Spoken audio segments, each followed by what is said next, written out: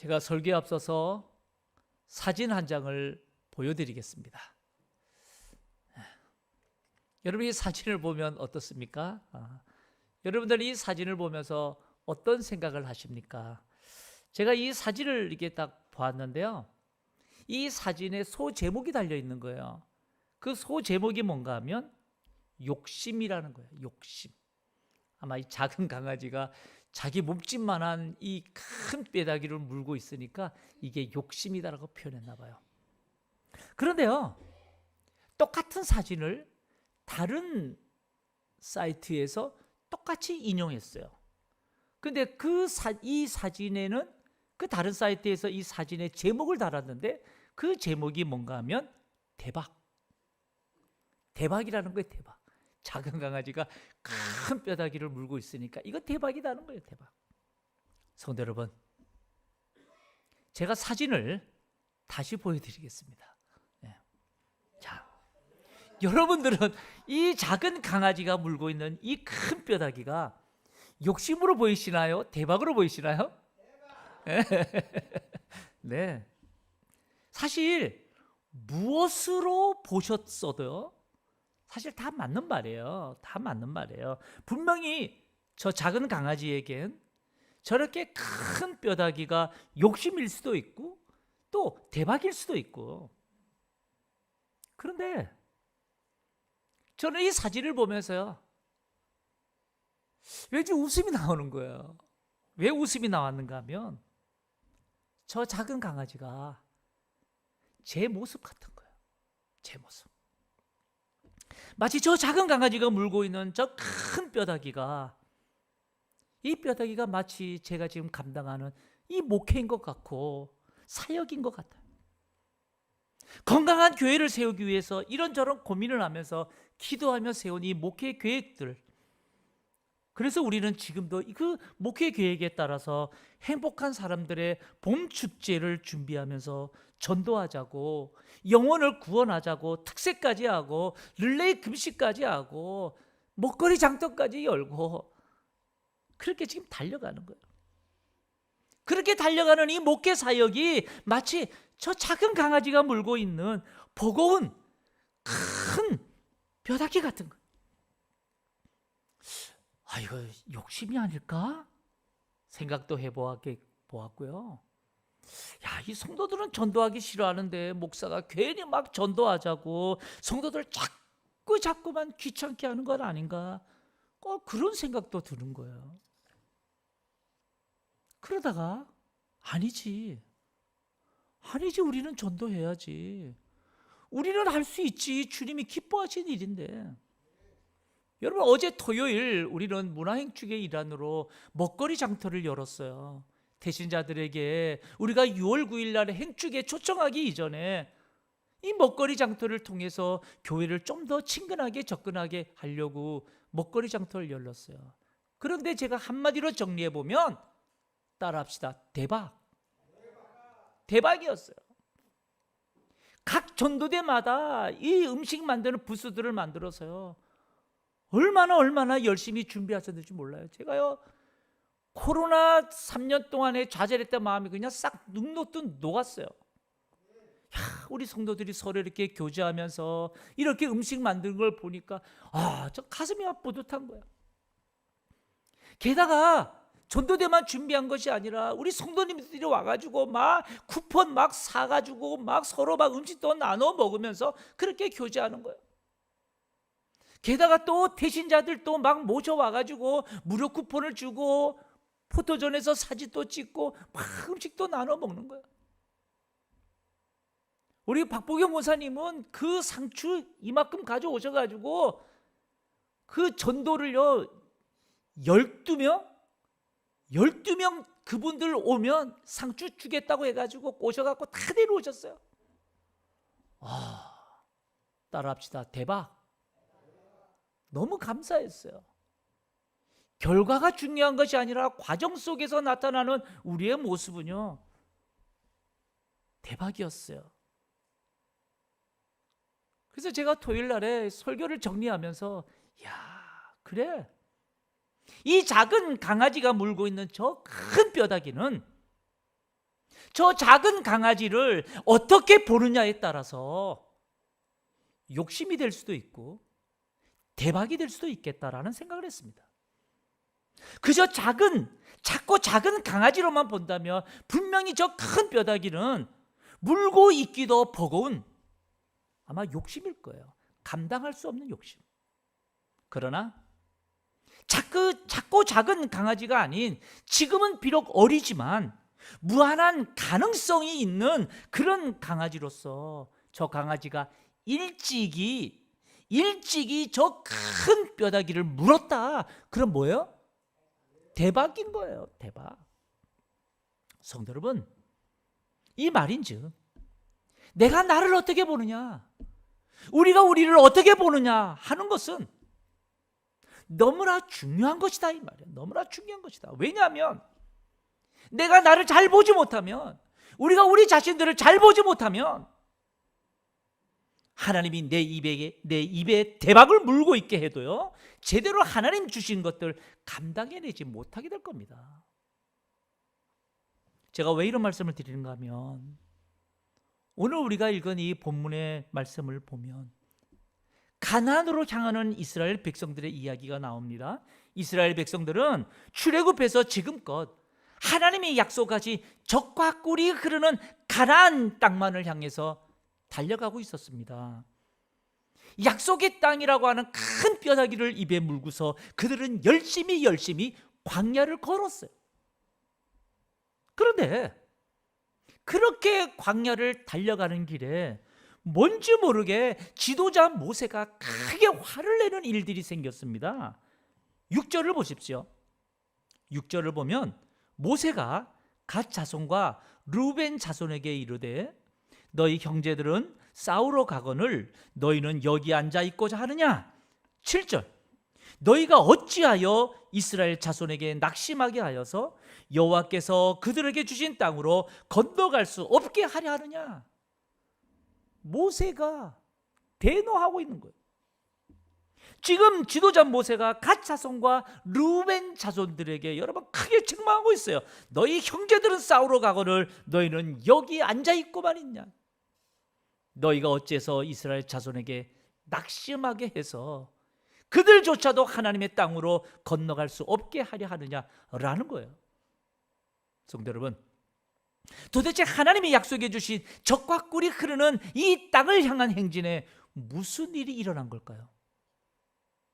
알고 보니 약속의 땅을 향해서 달려가는 그 길에 이제 저 요단만 건너서 진격하면 되는데 루벤 지파와 갓 지파가 요단을 건너지 않겠다는 거예요. 여러분 이상하지 않나요? 그동안 하나님이 약속하신 그 약속의 땅을 향해서 여기까지 달려왔는데 도대체 왜 이들은 요단을 건너지 않겠다고 하는 걸까요? 루벤 지파와 갓 지파, 이들의 이유가 뭔가 하면 성경은 이렇게 기록합니다. 민수기 32장 1절을 보셔요. 1절에 보면 루벤 자손과 갓 자손은 심이 많은 가축대를 가졌더라. 그들이 야셀 땅과 길르앗 땅을 본즉 그곳은 목축할 만한 장소인지라. 여러분 여기 보면요, 지금 루벤 자손과 갓 자손은 심이 많은 가축을 가졌다라고 기록하고 있어요.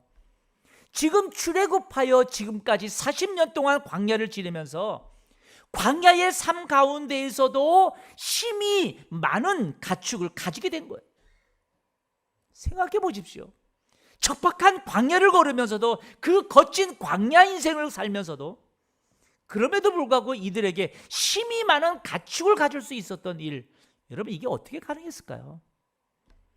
그것도 여러분 200만 명이 넘는 어마무시한 무리들이 함께 이 광야를 이동하면서 각자 가진 자신들의 그 지파의 가축들이 이렇게 심이 많을 정도로 번성할 수 있었던 일, 여러분 이것이 어떻게 가능했을까라는 거예요. 여러분 이들에겐 구름 기둥과 불 기둥의 인도함이 있었습니다. 여러분 이것이 무엇을 말해주냐 이 말이에요. 이것이 무엇을 말해주냐. 이들에게는 반석을 쳐서 샘이 터지게 하는 기적이 있어요. 이들의 인생길, 이것이 무엇을 말해주냐 이 말이에요. 그런데 여러분, 이들이 힘이 많은 가축대를 가졌고, 그래서 이제 요단을 건너기 전에 야셀 땅과 길라 땅을 보면서, 야, 이곳은 목축하게 너무너무 좋은 땅이구나. 우리가 이렇게 많은 가축을 가졌는데, 이야, 이 땅에서 그냥 이 가축들을 먹이면 좋겠다 라고 생각한 거예요. 그런데 여러분, 같은 야셀 땅과 길라 땅을 보았던 다른 지파들, 그들은 아무 말이 없습니다. 다른 지파들은 같은 야셀 땅과 길라 땅을 바라보았지만, 가나안 정복이라고 하는 이 성읍에 몰두한 나머지 그곳이 자신들의 가축을 목축할 만한 장소로 보지 않았던 거예요. 우리가 가야 할 곳은 저 요단을 건너 약속의 땅이기에 지금 내가 보는 것, 거기에 머물지 않는 겁니다. 그런데 유독 이스라엘의 대열에 저 남쪽에 진을 치고 있던 루벤 지파와 갓 자손만은 자신들이 가진 많은 가축들을 그들 보고서, 야, 우리의 가축을 기르기에는 너무나 적합한 땅이다. 이 땅이 비록 약속의 땅이 아니더라도, 비록 약속의 땅은 아니지만 우리가 지금 밟고 있는 이 땅, 우리가 이 땅을 기업으로 받자. 그들은 그 땅에 현혹되어 욕심을 갖게 되었던 거예요. 그래서 모세가 그들이 요단을 건너가지 않겠다고 하자 대노했던 거예요. 여러분, 루벤 지파와 갓 지파는 이제 더 이상 약속의 땅을 운운하면서 가나안으로 들어갈 필요가 없다고 생각합니다. 그저 현재 보기 좋은 눈앞의 땅에 안주하며 살고 싶어 했던 거예요. 그래서 지도자 모세가 이들에게 요구했던 거예요. 2절을 보세요. 오늘 본문 2절에 보면 갓 자손과 루벤 자손이 와서 모세와 제사장 엘르아살과 회중 지휘관들에게 말하여 이르되, 5절에 또 이르되, 우리가 만일 당신에게 은혜를 입었으면 이 땅을 당신의 종들에게 그들의 소유로 주시고 우리에게 요단을 건너지 않게 하십시오. 그러니까 우리는 요단을 건너지 않게 해달라는 거예요. 그리고 이 땅을 주라고 해달라는 거예요. 지금 어떻게 보면 이들의 생각이 너무나 합리적이고 현실적이고 또 객관적이고 또 상식적인 요구일 수도 있습니다. 우리가 밟고 있는 이 땅이 목축하게 이렇게 풍요로운 땅인데 여기서 우리 목축하고 살게 해주십시오. 이 요구는 요단을 건너지 않겠다라고 하는 명분이 되는 거예요. 충분합니다. 하지만 지도자 모세의 생각은 달랐어요. 우리 6절 한번 보십시오. 6절을 보니까 이 소리를 들었던 모세가 말합니다. 모세가 갓 자손과 루벤 자손에게 이르되, 너희 형제들은 싸우러 가거늘 너희는 여기 앉아 있고자 하느냐. 7절, 너희가 어찌하여 이스라엘 자손에게 낙심하게 하여서 여호와께서 그들에게 주신 땅으로 건너갈 수 없게 하려 하느냐. 지도자 모세의 생각은 다른 사람들은 약속의 땅 가나안을 향해서 전진해 가거늘 너희만 어찌 여기 편안히 앉아서 현실에 안주하려고 하느냐라는 거예요. 그리고 너희가 이렇게 안주하려고 한다는 것은 다른 사람들을 맥 빠지게 하는 것인지를 너희가 알지 못하느냐라고 나무랬던 거예요. 여러분, 어쩌면 우리도 이런 마음 가질 때가 있지 않습니까? 아무리 하나님의 말씀이 있고 주의 약속이 있어도 달콤한 우리의 눈앞에 있는 현실의 유혹이 있으면, 나의 평안함, 나의 이익이 있으면 언제 그랬냐는 듯 하나님 약속도 말씀도 다 잊어버릴 때가 있지 않나요? 그리고는 즉시 현실과 타협하고 현실 위의 삶을 택할 때가 우리도 일상에서 얼마나 많은지 몰라요. 근데 그게 사람인 것 같아요. 우리 믿는 사람이라고 얼마나 다를까요? 현실에 불이익이 있고 불리함이 있을 때, 그럼에도 불구하고 하나님 말씀이기에 순종하고 수용하며 하나님을 신뢰한 채 자신의 이익과 욕심을 드러내지 않고 끝까지 달려가는 사람, 여러분 얼마나 있을까요?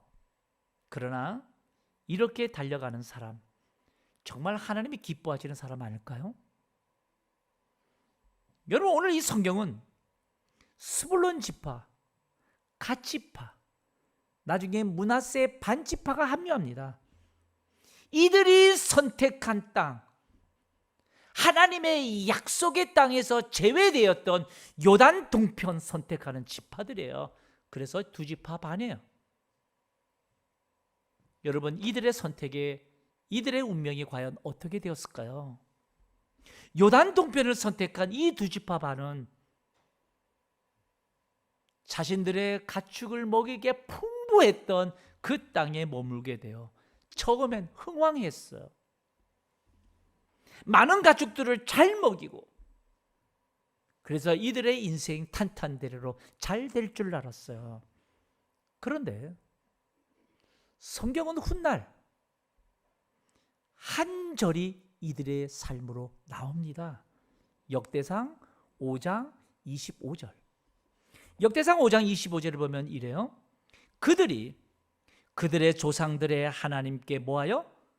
범죄하여 하나님이 그들 앞에서 멸하신 그 땅 백성들의 신들을 뭐하듯 섬겨요? 가늠하듯 섬겼다는 거예요. 그 땅 백성들의 신들을 가늠하듯 섬겼다.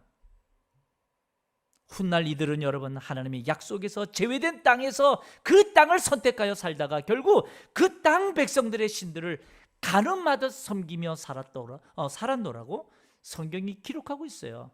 그 결과 결국 이들은 하나님을 저버린 우상 숭배를 통해서 BC 722년에 멸망당합니다. 그들이 누군가? 바로 북이스라엘. 북이스라엘 자손들이에요. 성도 여러분, 우리가 이런 성경의 역사를 보면서 오늘 말씀을 통해 우리가 무엇을 깨달아야 될까요? 제가 사진을 다시 보여드립니다.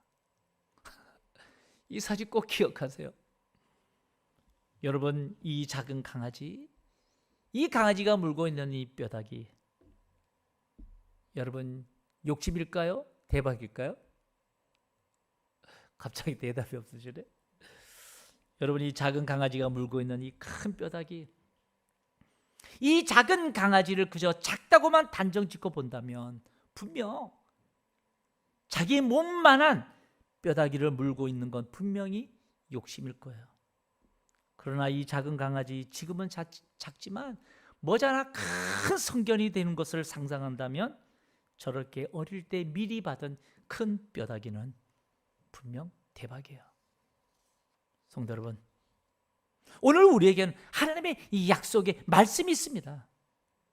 눈에 보이지 않지만, 만져지지 않지만 오늘도 우리에게 말씀하시고 내 인생의 걸음걸음을 인도해 주시는 하나님이 계신다는 사실, 우리는 오늘 또 믿고 고백합니다.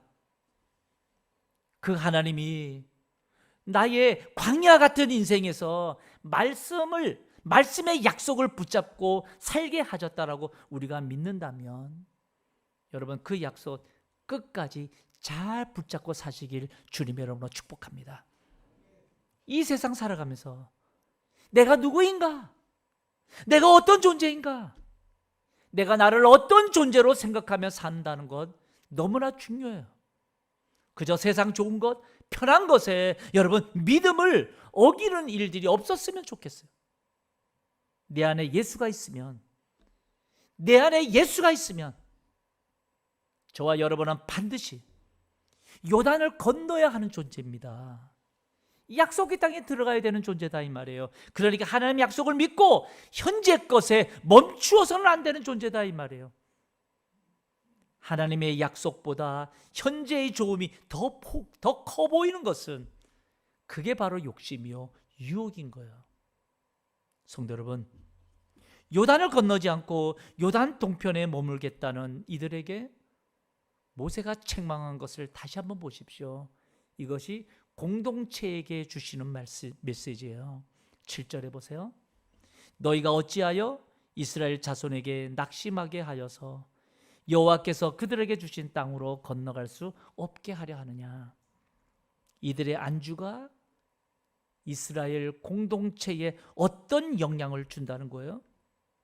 너희가 어찌하여 이스라엘 자손에게 낙심하게 하여서 여호와께서 그들에게 주신 땅을 건너갈 수 없게 하려느냐. 오히려 다른 지파들에게까지도 낙심을 주고 그래서 그들까지도 건너갈 수 없게 하려는 것을 책망하고 있어요. 여러분, 이것이야말로 우리 신앙 공동체의 가장 걸림돌이요, 가장 위험한 우리 인간의 죄악들이 아닐까요? 잘 되는 일에는 오히려 힘을 보태지 않으면서 누군가 헌신하고 열심히 하려고 하면 오히려 못하게 만들고 끌어내리려고 하는 것. 여러분, 이런 모습은 우리 신앙 공동체의 걸림돌이요, 우리 인간의 죄된 모습이다 이 말이에요. 이 모습의 끝은 성경은 북이스라엘의 모습으로 그려집니다. 우리는 지금 약속의 백성으로서 열심히 달리고 있습니다. 비록 부족함이 많은 우리들이지만 부족함이 많은 가운데도 최선을 다해서 달려가는 우리들이에요. 이제 우리가 할 일은 주님이 기뻐하시는 일들 감당하면 되는 거예요. 약속을 믿고 그것이 내게 버거운 큰 뼈다귀일지 몰라도 하나님의 약속을 믿고 무한하신 하나님 의지하면서 우리는 달려가는 거예요. 주님이 기뻐하시는 일, 그것은 바로 한 영혼이 주께로 돌아온 것 아닙니까? 바로 전도예요. 전도밖에는 주님이 기쁘게 하실 일이 없다 이 말이에요. 그렇다면 주님이 기뻐하실 약속의 땅을 향한 이 길에 절대로 여러분 요단 앞에서 멈추지 마시길 바랍니다. 요단을 건너 하나님의 약속의 땅이 있음에도 여기가 좋사오니 하면서 오늘의 평안함에 주저앉지 말라 이 말이죠. 우리 한 사람이 편하자고 또 귀찮다고 그래서 주님이 기뻐하실 이 영혼 구원에 전도할 게 뭐 있냐고 말한다면 여러분, 이거는 어쩌면 신앙 공동체 낙심케 만들고요, 믿음이 연약한 자들까지도 하나님 주신 땅으로 건너가지 못하게 하는 일이 될지도 모릅니다. 우리 다음 주 이제 행축인데요, 우리 함께 하나님 신뢰하면서 우리가 물고 있는 하나님의 약속, 하나님이 기뻐하실 일들을 생각하면서 열심히 믿음으로 열심히 달려가는 저와 여러분 되시길 주님의 이름으로 축복합니다.